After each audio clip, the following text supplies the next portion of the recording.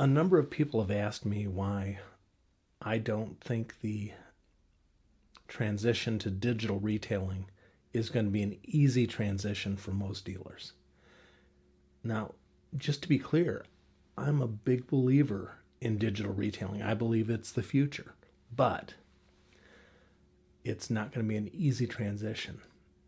And when I come back, I'll explain why. A hint, it's not about technology.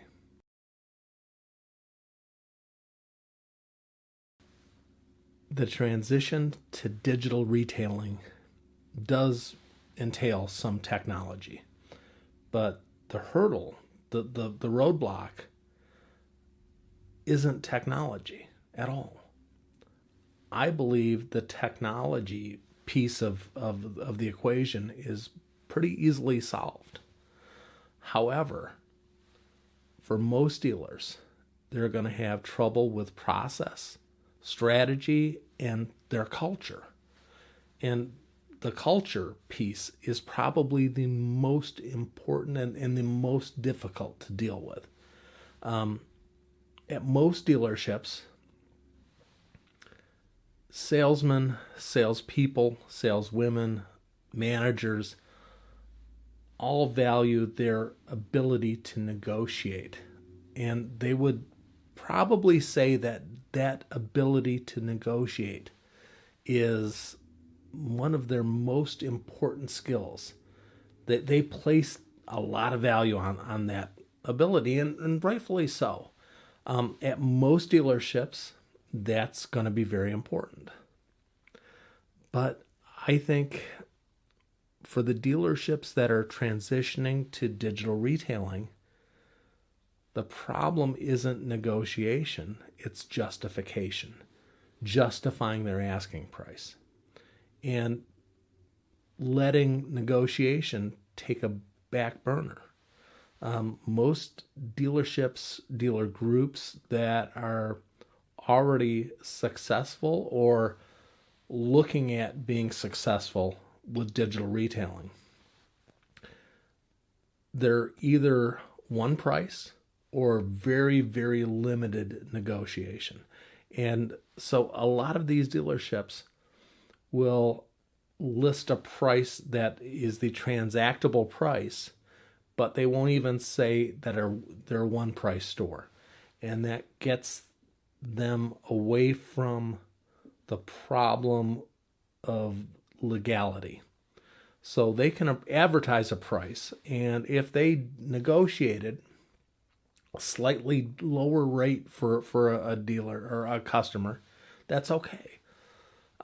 There's no laws broken by not sticking to that one price strategy because they never use the words one price.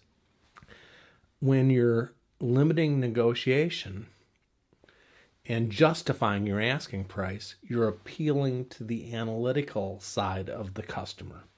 And that's something that you can do on the internet, online. You can't do that as easily when a customer is sitting across from you at a dealership.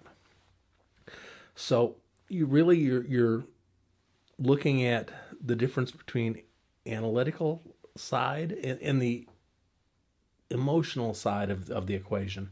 And it's not like it's going to be 100% analytical, but just shifting that customer over to appealing to their more analytical side a little bit more than to their emotional side.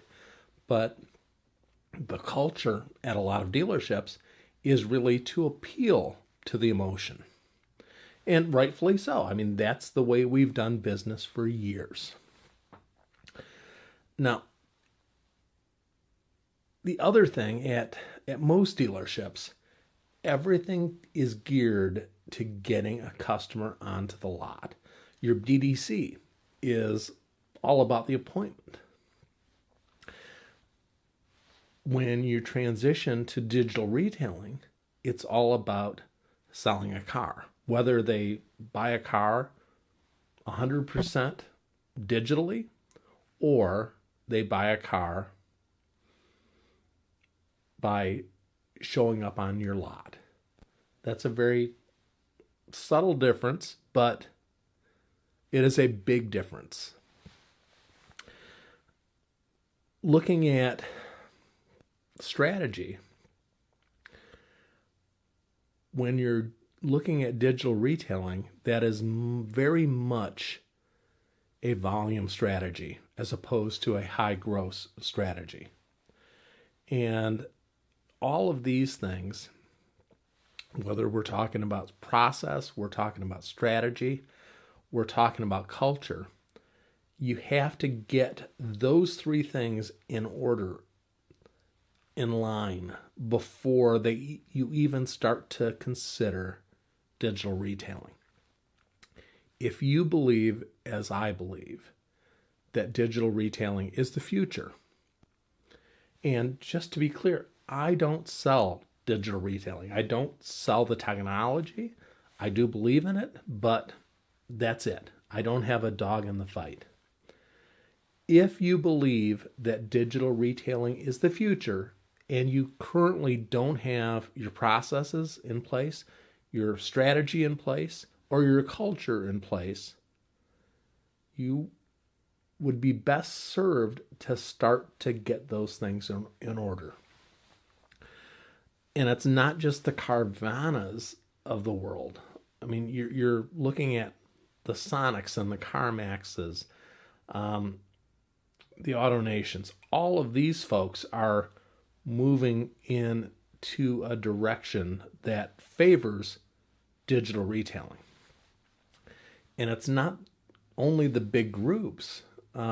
I listened to a great podcast featuring Brian Benstock of Paragon Honda. That was on the Auto Remarketing podcast. Brian is embracing digital retailing. So he's a single point. Well, they have a couple of rooftops, but they're not a big dealer group. It's, a fairly